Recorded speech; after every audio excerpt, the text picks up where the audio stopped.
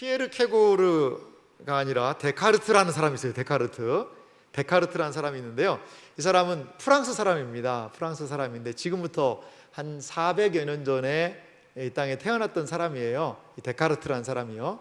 봤더니요, 1596년에 태어났더라고요. 그러니까 우리나라로 치면 임진왜란쯤에 이수신 장군님 계실 때에 프랑스의 데카르트라는 사람이 태어나서 중요한 많은 이야기를, 이 사람 철학자인데요, 뭐 철학자이기도 하고 수학자이기도 하고 그때는 다 했어요.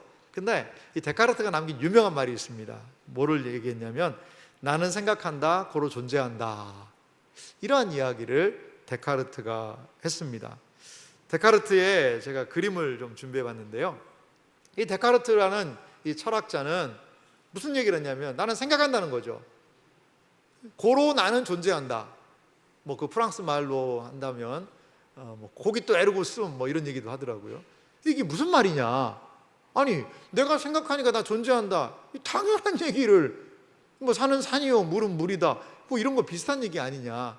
근데 이 데카르트라는 이 사람이요, 이러한 말을 하고 나서 어떻게 보면 인류 역사에 많은 변화들이 있었어요. 자, 나는 생각한다, 고로 나는 존재한다. 이건요, 데카르트가 이런 생각을 했다고 그래요. 진짜가 뭘까?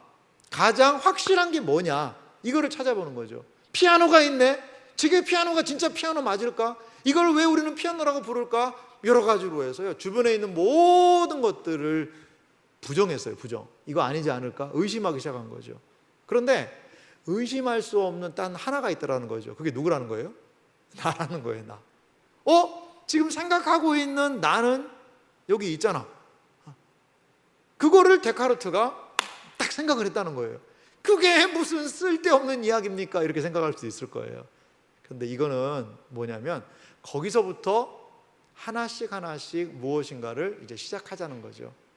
의심할 수 없는 나, 내가 있다는 것, 생각하는 나, 다른 말로 우리의 생각하는 이성, 우리의 합리적인 사고, 이것은 가장 중요한 것이다. 그러니까 인간의 합리적인 사고 위에다가 계속 무엇인가를 쌓아 얹자.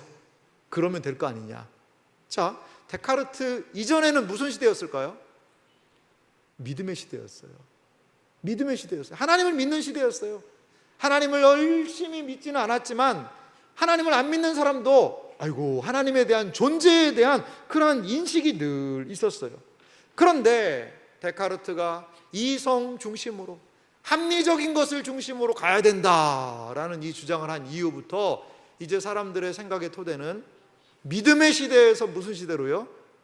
이성의 시대로, 합리적인 시대로 간 거죠. 목사님, 그럼 그거 다 안 좋은 겁니까? 아니요, 안 좋은 것만은 아니죠. 그것으로 인하여서 우리 가운데 발전이 오는 것이 분명해요. 그런데 어떤 측면에서는요, 우리 인간이요, 하나님을 떠나서 인간의 이성 위에다가 건축한 문명에 우리는 모습을 좀 보고 있잖아요. 여러분, 얼마나 우리가 사는 이 세상에요, 사건 사고가 많아요. 인간이 합리적으로, 이성적으로 그렇게 잘 생각해서 일들을 하는데도 불구하고요, 문제들이 발생한다는 거예요. 문제들이. 여러분, 오늘 저녁에 가서요, TV를 탁 틀어보세요. 그러면 TV에 좋은 소식, 기쁜 소식, 행복한 이야기, 이런 것이 가득할까요? 온갖 사건 사고, 화재가 나서 사람이 돌아가시기도 하고요, 폭염 때문에 잠을 못 자기도 하고요, 또 전쟁을 겪고 있는 그런 나라들도 있고요, 서로 비방하고 욕하고 사람이 죽였니 뭐니, 사고가 어떻게 났니, 이런 온통 세상의 모습을 우리는 TV를 통해서 볼 수 있어요. 이건 무슨 말일까요? 다른 말로 하면, 우리가 이성, 생각하고 합리적으로 잘하면 좋은 세상 올 수 있어 라고 거기에 쌓아 올린 것에 뭐를 보고 있는 거죠? 부작용을 보고 있는 것일 수도 있어요. 그게 한계가 있다는 거예요. 그것을 보여주는 일들이 아닐까요? 하나님이 있다는 것은 알아요. 그런데 사람들이요, 그걸 인정하기 싫은 거예요. 그리고 어떻게 해요? 하나님은 하나님 일 하시고, 나는, 우리 인간은 이성과 합리적인 것 위에 우리의 문명을 구축하겠나이다, 그거라는 거죠. 이것을 성경은 미리 간파해서 로마서에 이런 말씀을 남겨놓은 적이 있어요. 로마서 1장 20절 말씀 보니까요, 이렇게 기록되어 있습니다. 창세로부터 그의 보이지 아니하는 것들, 곧 그의 영원하신 능력과 신성이 그가 만드신 만물에 분명히 보여 알려졌나니 그러므로 그들이 핑계하지 못할지니라. 아멘. 하나님의 보이지 아니하는 것들이 있어요. 영원하신 능력, 그의 신성, 그가 만드신 만물에요, 이 하나님의 신성이요, 하나님의 성품이요, 분명하게 있다라는 거죠. 우리는요, 꽃 하나를 자세히 관찰해 봐도요, 와, 이게 어떻게 이렇게 될 수가 있지? 거기에서 하나님을 발견할 수가 있다라는 거예요. 이게 로마서의 고백입니다. 하나님 알 수 있다라는 거예요. 그런데요, 사람들이 어떻게 행동하고 있죠? 로마서 1장 21절은 이렇게 말합니다. 같이 읽겠습니다. 하나님을 알되 하나님을 영화롭게도 아니하며 감사하지도 아니하고 오히려 그 생각이 허망하여지며 미련한 마음이 어두워졌나니. 아멘. 하나님을 알아요. 부인할 수 없어요. 하나님이 있다는 걸 인정합니다. 하지만요, 영화롭게도 안 해요. 다른 말로 영화롭다는 말이 어려우면 하나님을 예배하지도 않는다는 거죠. 인정하지도 않는다는 거죠. 그러니까 감사하지도 않아요. 하나님이 있는 거 알아요. 그런데도 그거는 나랑 뭔 상관이냐, 나는 이성 위에 내 왕국을 쌓겠다, 이렇게 살아가고 있다는 거죠. 그러니까 어떻게 하죠? 사람들의 생각이 허망해지는 겁니다. 허망해지는 거예요. 그리고요, 그 마음이요, 어두워져 버렸다라고 성경이 이야기를 하고 있습니다. 인간 중심적인 세상에서는요, 충만함을 경험할 수가 없어요. 인간이 중심이 되어서 쌓아 올린 것에서는요, 만족이 경험될 수가 없어요. 여러분, 돈을 얼마나 벌어야 만족할까요? 돈 많이 버는 록펠러라는 사람이 있었어요. 그 사람이 엄청나게 돈을 많이 번 사람입니다. 기자가 물어봤어요. 돈 얼마나 더 벌고 싶으세요?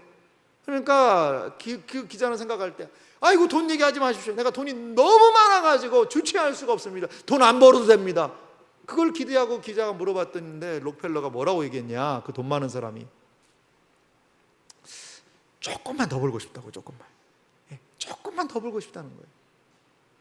인간이 쌓아 올린 세상 안에는요, 참된 만족, 평안, 기쁨, 이거는 없는 것 같아요.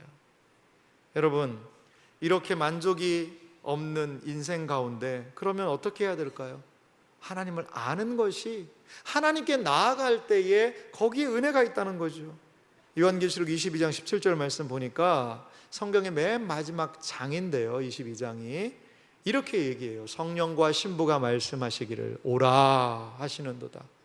듣는 자도 오라 할 것이요, 목마른 자도 오라 할 것이요, 또 원하는 자들은 값없이 생명수를 받으라 하시더라. 할렐루야. 오라는 거예요.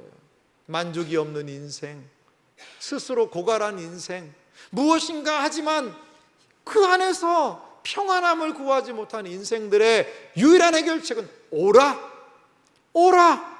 가면 거기 안에서 생명을 누릴 수 있다라는 거죠. 예수님이 이 세상에 오신 목적이 무엇입니까? 요한복음 10장 10절은 예수님이 오신 목적을 이렇게 말하고 있습니다. 함께 읽겠습니다. 도둑이 오는 것은 도둑질하고 죽이고 멸망시키려는 것뿐이요, 내가 온 것은 양으로 생명을 얻게 하고 더 풍성히 얻게 하려는 것이라. 할렐루야. 예수님이 오신 목적이 무엇입니까? 우리에게 생명을 주기 원하시는 거죠. 거듭나게 하셨습니다. 하나님을 알게 하셨습니다. 하나님을 예배하게 하셨어요. 이러한 영적인 생명, 구원의 은혜를 우리에게 허락하셨다는 것이죠. 그런데 예수님은 그것뿐만이 아니에요. 양으로 우리에게 생명을 얻게 하고가 끝이 아니고요, 더 어떻게 해요? 풍성히 얻게 하려는 것이라. 주님이 이 세상에 오신 이유가 무엇입니까? 우리에게 생명을 주시는 거예요. 그런데 생명만 덜컹 준 것이 끝이 아니라 그 생명을 얻는 우리가요, 풍성한 삶을 얻기 원하신다라는 거예요. 그렇습니다. 예수님 안에는 생명이 있어요. 그런데 그 생명 안에는요, 풍성함이 있어요. 물이 필요합니다. 물이 필요한데요, 수도꼭지에서 물이 똑똑똑똑 떨어지는 거예요. 그걸 물컵에다가 받아서 마시려고 생각해 보세요. 정말 너무나도 답답하지 않습니까? 답답해요. 수도꼭지가 안 나오는 거예요, 물이. 봤더니 나는 밸브가 여기 있는 줄 알았는데 밑에 있는 거예요, 밑에 밸브를 확 여니까 물이 그냥 쫙 하고 콸콸콸 쏟아지는 거예요. 그러면 그 컵 하나 채우는데 뭐 얼마나 걸릴까요? 한 10초면 꽉 찹니다. 우리에게 예수님이, 하나님이, 기독교 생명이 우리에게 찾아왔을 때 주기 원하는 것은 뭐냐? 똑똑똑 떨어지는 그런 물이 아니라는 거예요. 시원한 물이 콸콸콸콸 쏟아지는 것 같은 그러한 충만함을 하나님께서는 우리에게 허락해 주기 원하신다라는 것이죠. 사랑하는 성도 여러분, 근데 우리의 신앙의 생활은 좀 어떠세요? 마치 행주가 있는데 물기가 많이 없어요. 그런데 이 마른 행주를 쥐어 짜면요, 물이 막 한 방울 정도 떨어질까요? 마른 행주를 쥐어 짜듯이 혹시 우리 신앙생활하고 있지 않습니까? 예수님으로 인한 생명 있어요. 은혜 있어요. 감사해요. 예배 드려요. 그런데 그 예수님이 주시는 충만함, 풍성함, 그건 잘 모르겠는데요. 그렇다면 오늘 말씀을, 그렇다면 우리의 새벽의 사경회를 여러분 주목하셔야 합니다. 오늘 본문을 통해서 먼저 그러면 우리가 이런 하나님이 주시는 은혜, 풍성한 삶, 충만함을 누릴 수 있는 그러한 비결이 무엇인지를 말씀을 통해 좀 잠시 살펴보기 원합니다. 오늘 성경 본문 이야기는요, 어렵지 않은 이야기예요. 마리아와 마르다가 등장을 합니다. 누가 언니예요? 마르다가 언니 같아요. 마르다가. 그리고 마리아는 동생입니다. 성경에 마리아와 마르다가 등장을 하는데, 예, 맞습니다. 바로 그분들 이야기예요. 예수님이 한 지역을 가셨는데요, 그 한 마을에 들어가셨는데 마르다라 이름한 한 여자가요, 예수님을 자기의 집으로 영접을 했어요. 아마도 하루 일과를 마친 저녁 때쯤이 아니었을까 생각이 들어요. 마르다는 예수님께 아마 따뜻한 저녁 식사를 대접하고 싶었던 것 같아요. 예수님이 집으로 오셨어요. 그러자 마르다가 분주하게 음식을 준비를 했어요. 그런데 마르다의 동생 마리아가 예수님하고 다 같이 앉아서 도란도란 뭔가 얘기를 하고 있는 거죠. 그러니까 마르다가 좀 마음이 불편했어요. 왜? 나는 지금 이렇게 예수님 식사 대접하려고 바쁜데, 아니 마리아, 네가 지금 거기 있을 군번은 아니지 않을까? 약간 이런 생각이 드는 거예요. 마음에 서운한 게 드는 거예요. 그래서 그냥 마리아한테 야야 마리아 이렇게 부르면 좀 그러니까 예수님한테, 예수님 이 마리아한테 나 좀 많이 분주하니까 좀 도와주라고 좀 얘기 좀 해주세요 라고 돌려서 지금 마리아한테 얘기를 하는 거예요. 어떤 측면에서는 돌려서, 직접 대놓고는 안 하고. 그러니까 예수님이 아이고 맞다, 야 마리아야 너 이러고 있을 때가 아니라 가서 얼른 언니 도와줘서 우리 저녁 먹자, 그런 이야기가 아니고 예수님이 오히려 마리아를 칭찬하시고 마르다에 대해서는 막 책만 꾸짖었다기보다 좀 타이르시면서 하시는 이야기가 오늘 본문의 이야기입니다. 왜 마리아는 칭찬을 받았을까요? 그리고 마르다는 더 좋은 편이 무엇인지에 대한 예수님의 이야기를 듣게 되었는지를 충만이라는 그 주제와 함께 좀 살펴봤으면 좋겠습니다. 충만한 삶의 우선순위가 좀 필요해요. 오늘 성경 본문이 우리에게 알려주고 있는 이 충만한 삶을 위한 우선순위의 첫 번째는 무엇이냐면 주의 발치 아래라는 이 단어예요. 우리가 하나님 안에서, 신앙 안에서 생명뿐 아니라 충만한 삶을 얻기 위해서는 뭐가 필요하다는 거죠? 주의 발치 아래라는 공간을 오늘 성경이 소개하는 것을 볼 수 있어요. 누가복음 10장 39절 말씀 좀 보실래요? 오늘 본문 말씀 보니까요, 그에게 마리아라 하는 동생이 있어 주의 발치에 앉아 그의 말씀을 듣더니. 이게 무슨 말이죠? 마리아가 지금 선택한 것은 언니 마르다와 같이 가서 주방 일에서 음식하는 게 아니고 예수님의 발 아래에서 예수님의 말씀을 듣는 거라는 거죠. 자, 발치 아래에서 무엇인가 말을 듣다라는 이 표현은요, 그 당시에 누구한테 고대 사회에서 쓰였냐면 스승 밑에서 훈련받는 제자, 유대의 랍비 아래에서 보이는 제자들의 행동이 바로 이런 행동이었다는 거죠. 그러니까 마리아는 지금 뭐 하겠다는 거죠? 예수님은 저의 스승님이세요. 저는 예수님의 지금 말씀을 듣고 싶어요 라고 말하고 있는 거죠. 여러분, 그렇습니다. 마리아는요, 주님의 발치 아래에 우선순위를 지금 두고 있는 거죠. 주님과 관계에서 이곳은요, 핵심이에요, 핵심. 예수님이 마리아의 집에 찾아오셨어요. 그러면 뭘 해야 되는 거죠?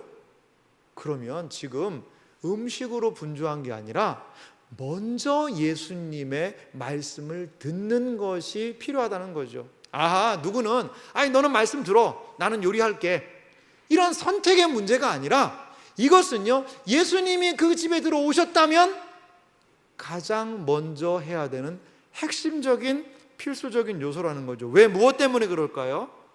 예수님이 이 집에 찾아오신 목적이 뭐예요? 단순하게 식사 한 끼가 아니라 이들에게 주의 말씀을 알려주기 위함이기 때문이라는 거죠. 여러분, 왜 우리는 예수님의 말씀을 들어야 할까요? 왜 마리아는 그것을 보여주고 있는 것일까요? 요한복음 15장 5절에 보니까요, 이런 말씀이 있어요. 예수님이 포도나무에 대한 비유를 하시면서 이렇게 말씀하십니다. 나는 포도나무요, 너희는 가지라.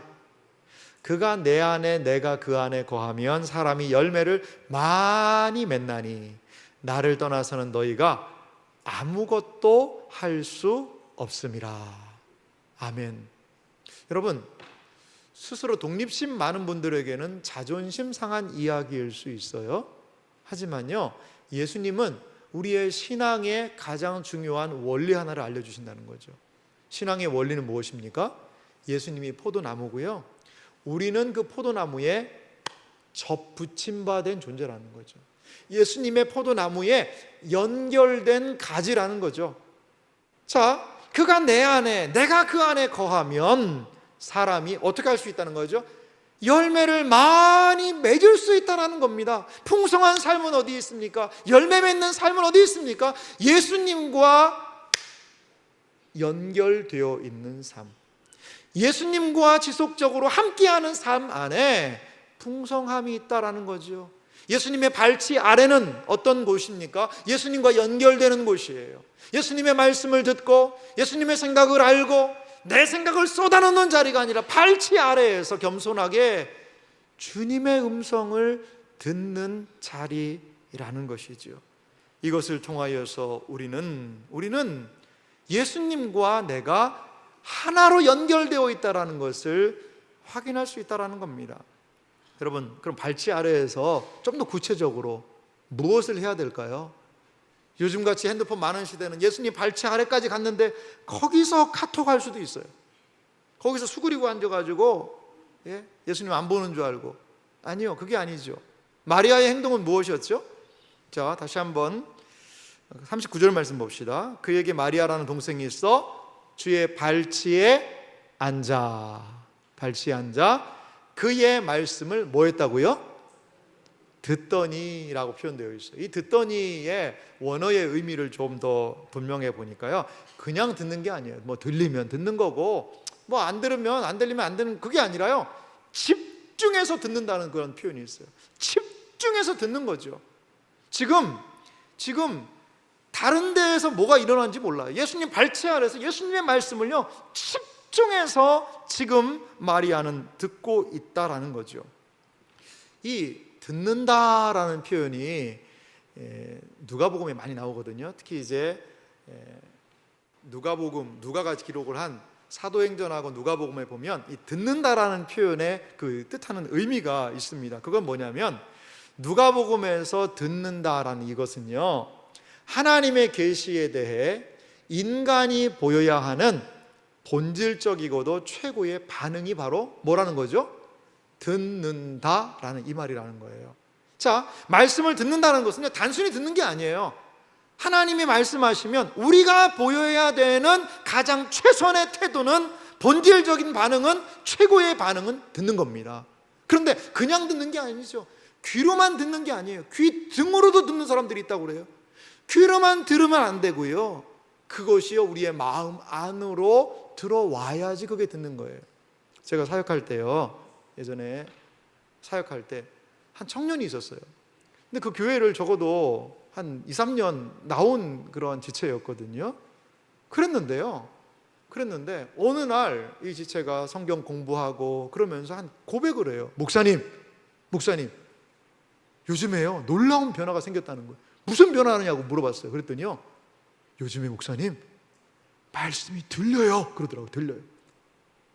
제가 2번 놀랐어요. 말씀이 들린다니까 참 놀래고 했지만 또 놀란 거는, 아니 지금까지 그럼 뭐 했다는 얘기인가. 날마다 귀에 와서 앉아 있었는데 뭐 했다는 거예요? 안 들었다는 거예요. 안 들었다는 거예요. 그냥 듣고 흘려버렸다는 거죠. 반응이 안 되는 거죠. 귀로는 뭔가 왱왱왱왱왱 거리는데 무슨 소리 하는 거지? 이렇게 되어버렸다는 거예요. 사랑하는 성도 여러분, 귀가 열리는 게 복인 줄 믿으시기 바랍니다. 듣는 게 은혜예요. 주님의 발치 아래 나가면 우리는요 무엇 해야 됩니까? 들어야 한다는 거죠. 성경은 들음의 강조성에 대해서, 중요성에 대해서 로마서 10장 17절을 통해 이렇게 말합니다. 같이 읽어볼까요? 그러므로 믿음은 들음에서 나며 들음은 그리스도의 말씀으로 말미암느니라. 아멘. 우리의 믿음이 어디에서 생겨납니까? 들음에서. 하나님의 말씀을 들을 때에 우리 안에 믿음이 생기는 거예요. 하나님, 저에게 굳건한 믿음을 주십시오. 더 큰 믿음을 주십시오. 믿음에서 자라나기 원합니다라고 기도한다면 들으시기 바랍니다. 그리고 주님의 발치 앞으로 찾아가셔야 돼요. 여러분, 교회가 왜 특별 새벽 기도회를 하고 사경회를 하고 하는 이유가 뭘까요? 그것은요, 특별하게 좀 듣자는 거예요. 귀 기울여 듣자는 거예요. 정말 집중해서 몰두해서 듣자는 것이지요. 그러할 때에 그 가운데서 하나님이 허락하시는 칭찬의 은혜, 하나님이 약속하신 믿음의 역사가 그 들음을 통하여서 일어날 수 있다는 겁니다. 우리의 영적인 풍성함은 어디에 있습니까? 마른 행주를 짜는 것과 같은 인생들이 하나님 안에서 흘러넘치는 것과 같은 풍성함을 어떻게 경험할 수 있을까요? 들어야 합니다. 들을 때 하나님께서 내 안에 역사하시고 이 세상이 감당할 수 없는 기쁨, 감격, 감사, 하나님에 대한 경외, 예배, 이 모든 것이 들음을 통하여 우리 안에서 발견될 줄 믿습니다. 하나님의 말씀을 듣고 믿음으로 반응하는 우리 모두가 되기를 간절히 소망합니다. 또 하나, 우리가 충만을 위한 우선순위로 잡아야 될 것이 있어요. 그건 2번째인데요, 오늘 성경에 마리아의 이야기를 하시면서 주님이 좋은 편에 마리아가 서 있었다라고 이야기하시는 부분을 생각할 수 있어요. 누가복음 10장 42절 오늘 본문 말씀 보니까요, 예수님이 이렇게 마리아와 마르다에게 이야기를 하세요. 몇 가지만 하든지 혹은 한 가지만이라도 족하니라.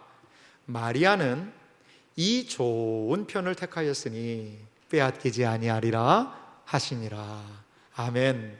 자, 몇 가지만 하든지 혹 한 가지만이라도 족하니라. 이게 무슨 말일까요? 마르다 지금 뭐 하다 왔어요? 음식하다 왔잖아요. 음식하다가. 그러니까 예수님이 그렇게 마르다에게 이야기하시는 것 같아요. 마르다야, 몇 가지만 해도 된다. 마르다야, 뭐 여러 가지 탕수육도 하고 생선도 굽고 불고기도 하고 뭐 잡채도 만들고 막 많이 하려니까 어떻게 돼요? 마음이 분주해지는 거예요. 근데 그렇게 하지 말고 몇 가지만 해도 된다. 다음에 뒤에는 더 예수님 중요해요. 혹은 한 가지만도 좋다. 야, 오늘 잡채 하나만 먹자 그냥. 그러면 되지 않냐. 뭐를 조기를 굽고 찌개를 끓이고 더운데 그 다 필요 없고 그냥 하나만 간단하게 먹어도 되지 않겠니? 너 오늘 아침에 뭐 먹었니? 빵이요. 그럼 빵에다가 잼 발라서 그냥 먹으면 돼. 더 좋은 편은 뭐냐? 마리아가 택한 것, 지금 말씀을 듣는 이것이 더 중요하단다. 이 편을 택해라. 예수님은 이렇게 신앙의 핵심에 대해서 말씀하고 계세요. 여러분, 왜 예수님의 발치에서 예수님의 말씀을 듣는 그 행동이 중요한 이유가 뭘까요? 그것을 예수님은 좋은 편이라고 얘기하셨는데 왜 그렇게 해야 될까요?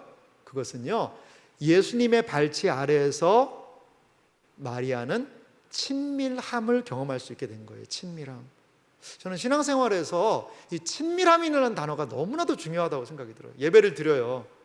그러면요, 말씀을 듣잖아요. 그럼 하나님이 나하고 좀 가까워진 것 같은 느낌이 들어요. 기도를 해요. 열심히 기도했어요. 기도하고 났더니요, 막 가슴이 벅차오르면서 하나님이 나와 함께 하시는 임마누엘이 막 좀 느껴지는 것 같아요. 그게 친밀함입니다. 그게. 자, 예수님이 마르다의 집에, 마리아와 마르다의 집에 들어오셨어요. 집에 들어오셨다는 것은 뭐 하자는 거죠? 내가 너와 교제하길 원한다. 나와 친밀함을 누리자라는 거예요. 마리아는 친밀함의 자리에 있었지만 마르다는요, 분주한 자리에 놓여 있었습니다. 누가복음 10장 40절 오늘 본문은 이렇게 마르다의 모습을 이야기해요. 마르다는 준비하는 일이 많아 마음이 분주한지라. 예수께 나아가 이르되 주여 내 동생이 나 혼자 일하게 두는 것을 생각하지 아니하시나이까? 그를 명하사 나를 도와주라 하소서. 마르다의 한 단어 어떤 게 들어오죠? 분주하다. 예수님 당시 손님 대접하는 거 중요한 일이었어요. 마르다 지금 중요한 일 하고 있는 겁니다. 그런데요, 일의 압박이 심해질수록요, 이것도 해야 되고 저것도 해야 되고 일의 압박이 심해질수록요, 우리의 인내는 쉽게 바닥나는 것 같아요. 인내는. 아마 처음에 마르다는요, 좋은 마음 품었을 거예요. 그래, 마리아는 예수님의 말씀 듣는 거 좋아하니까 너는 그거 하고 나는 이 요리를 해서 오늘 저녁 맛있게 먹어야 되겠다라고 좋게 시작을 했는데 일이 너무 많아지는 거예요. 분주한 거예요. 하는 일이 많아지는 거죠. 그러자 그는 어떻게 되었습니까? 분주한 일상, 무엇을 먼저 해야 되는지에 대한 우선순위가 엉켜버리니까요, 자신의 동생에 대해서 일 도와주지 않는다고 뭐가 생겼어요? 불평이 생기는 거예요. 분주함과 불평은요, 많이 가까워요. 분주하다 보면은요, 불평할 수밖에 없다라는 거죠. 예수님을 그 집에 모셔놓고도요, 그 예수님과 친밀함을 누리는 것이 아니라 분주하다가 불평하고 마는 마르다의 모습을 우리는 볼 수 있습니다. 여러분, 예배도 저는 마찬가지라고 봐요. 우리 이 시간에 하나님을 예배하고 경배하는 시간이에요. 그런데요, 혹시라도 우리의 마음이 지금 분주하지 않습니까? 예배 마치고 해야 되는 일, 아이고 예배 마치고 아이스크림을 먹어야 되는데 내가 좋아하는 거 아이스크림 다 떨어지면 어떡하지? 이런 막 분주한 생각이 들어요. 그럼 막 빨리 가서 막 밥 먹는 것도 빨라지고, 누가 말 시키지 말라고, 나 지금 빨리 저거 가야 되는데 지금 아이스크림 내가 좋아하는 그게 지난주에 떨어져가지고 못 먹었는데, 분주해지는 거죠. 분주해지기 시작하는 거예요. 예배 드리는 이 시간에도요, 여러 가지가 분주할 수 있어요. 오늘따라 왜 이렇게 덜 시원한 것 같네? 왜 그럴까? 그럼 온갖 상상을 다 하는 여러 가지 부분. 여러분, 우리의 마음을 분주하게 하는 많은 것들, 다른 말로 주님께 집중하지 못하게 하는 것들이 있을 수 있어요. 계속 분주함을 방치하면 어떻게 되는 줄 아세요? 불평이 됩니다. 불평이 되고요, 예수님과의 친밀함을 누리기보다 불평 속에서 점점 멀어질 수 있다라는 겁니다.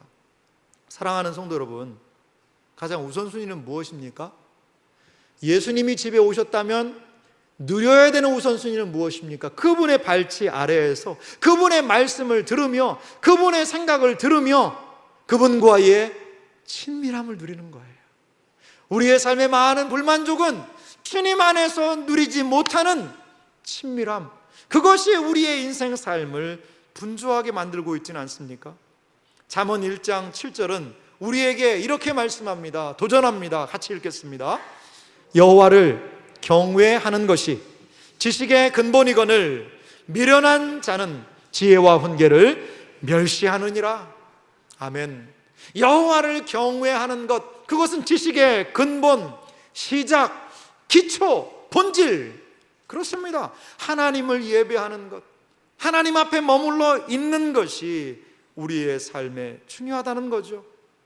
사랑하는 성도 여러분, 분주함을요 좀 내려놓을 필요가 있어요. 무엇을 먼저 해야 되는지 분별하는 것, 이것이 우리에게 중요한 지혜 아닐까요? 예수님은 이러한 마르다에 대해서 오늘 41절에 이렇게 얘기하세요. 주께서 대답하여 이르시되 마르다야, 마르다야, 내가 많은 일로 염려하고 근심하고 있구나. 예수님은요, 마르다야, 마르다야, 마르다를 2번 불러요. 엄청난 책망이라기보다는 이 예수님은요, 마르다에게 더 좋은 쪽을 이야기하고 계시는 거죠. 더 마르다가 온전하게 나아가는 방향을 이렇게 친절하게 부드럽게 말씀을 해주고 계세요. 마르다는 분주함을 내려놔야 합니다. 그리고 다시금 예수님의 발치 아래로 가야 되는 거예요. 그리고 거기에서 주님과의 친밀함을 경험해야 되는 거예요. 그러고 난 다음에 어떻게 해요? 음식 같이 만들면 돼요. 그러면 되는 거예요. 사랑하는 성도 여러분, 우리에게 이런 우선순위가 있기를 소망합니다. 무엇을 먼저 해야 될지 분별하기를 간절히 소망합니다. 제가요, 이 성경 말씀을 가만히 묵상하다가요, 이 마르다가 언니고 마리아가 동생이잖아요. 여기에 잃어버린 자매 한 명을 제가 발견을 했어요. 깊이 성경을 묵상하는데 마르다, 마리아, 잃어버린 그 자매 이름이 누구냐? 마실다라고 있어요. 마실다. 그 마실다라는 자매를 제가 발견하게 됐어요. 이게 무슨 말이냐면, 마르다는 뭐 하죠? 그래도 봉사라도 열심히 하잖아요. 뭔가 봉사하느라고 뭔가 열심히 하고 싶어서 하고 싶은 게 마르다 모습이에요. 마리아는요, 그냥 말씀 듣고 주님 앞에서 사모하고 있잖아요. 칭찬 받았잖아요. 그런데 이도저도 아닌 동생이 있어요. 마실다라고. 이제 좀 여기 말로 하면 마실타. 뭐 교회 봉사하고 뭐 그것도 싫고, 뭐 말씀을 듣고 발치 아래고 그것도 싫고, 싫다. 너무 진지하게 받아들이신 분이 한 3분 계세요. 싫다. 됐다. 그 별명이 마됐다예요. 마됐다.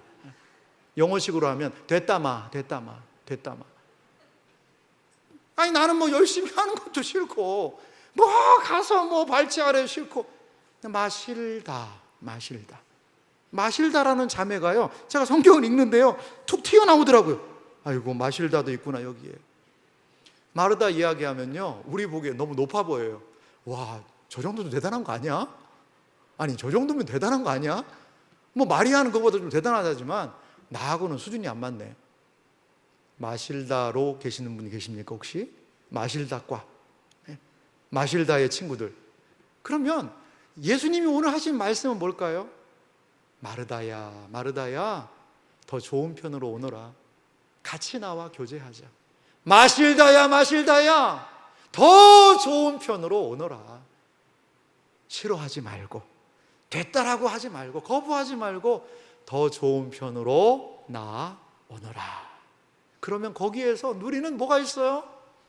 은혜가 있어요. 거기에서 누리는 뭐가 있어요? 주님과의 친밀함이 있다라는 거죠. 사랑하는 성도 여러분, 분주한 삶의 이유는 무엇일까요? 우리의 삶이 분주한 이유는요, 어렵고 힘들고 정말 그 쥐어짜는 삶을 살 수밖에 없는 그런 이유는 무엇입니까? 내 안에 채워지지 않은 공허함 때문에 그래요. 채워지지 않은 것 때문에요. 여러분, 한 3일 굶은 사람하고 이야기를 한번 해보세요. 얘기 잘해야 됩니다, 여러분. 3일 굶은 사람 잘못 건들면요, 엄청나게 막 그냥 뭐 짜증을 내고요, 힘들어해요. 왜? 배고프니까요. 하지만요, 지금 밥 든든히 잘 먹고 온 사람하고 얘기를 나눠보세요. 조금 실수를 얘기해도 괜찮아. 왜? 내가 배부르니까요. 그런 거가 그냥 대수롭지 않게 여겨지는 거죠. 영적인 생활도 마찬가지라니까요. 내 안에 계속 분주합니다. 불평이 생깁니다. 원망이 생깁니다. 뭔가 계속 불만스러워요. 왜? 무엇 때문에? 내 속에서 굶주려 있기 때문에 그래요. 내 안에 하나님의 은혜가 채워지지 않았기 때문입니다. 친밀함을 상실했기 때문이 아닐까요? 이사야 55장 1절과 2절은 우리를 이렇게 초대하고 있어요. 오라, 너희 목마른 자들아 물로 나오라. 돈 없는 자도 오라. 너희는 와서 사 먹되 돈 없이 값 없이 와서 포도주와 젖을 사라. 2절 말씀을 같이 읽어볼까요? 함께 읽습니다.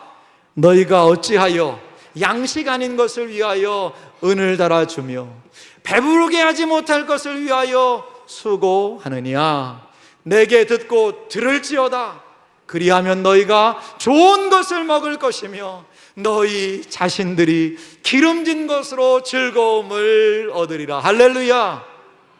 이 이사야 55장의 이 초대 초청, 주님의 초청이에요. 주님의 발치 아래 그 주님의 말씀을 들을 때 거기에서 주님과의 친밀함이 경험되어지고 우리의 삶의 충만함은 거기에서 확인될 수 있다는 사실을 여러분 믿으시기 바랍니다. 사랑하는 성도 여러분, 삶의 중심이신 예수 그리스도를 기억합시다. 우리의 삶의 중심이신 예수 그리스도, 그 안에 우리의 인생은 충만함을 경험할 수 있다라는 거예요. 새벽 사경회를 하는 이유가 뭘까요? 바로 이 자리에 대한 초대예요. 주님의 초대입니다. 거기 안에서 정말 쥐어짜는 것과 같은 인생들이 주님이 주시는 말씀의 풍요로움, 풍성함, 거기에서 하나님의 채워주시는 은혜를 경험하게 되면 감당할 수 있는 거예요. 환경이 어려워도, 힘든 상황이 와도, 여러 복잡한 상황이 와도 감당할 힘이 주님의 말씀, 주님의 발치 아래 주님의 그 말씀 안에 있다는 사실을 믿으시기 바랍니다. 그래서 이번 새벽 사경회를 통하여 이 말씀하시는 놀라운 은혜의 역사를 우리 모두가 경험하기를 주님의 이름으로 축원합니다.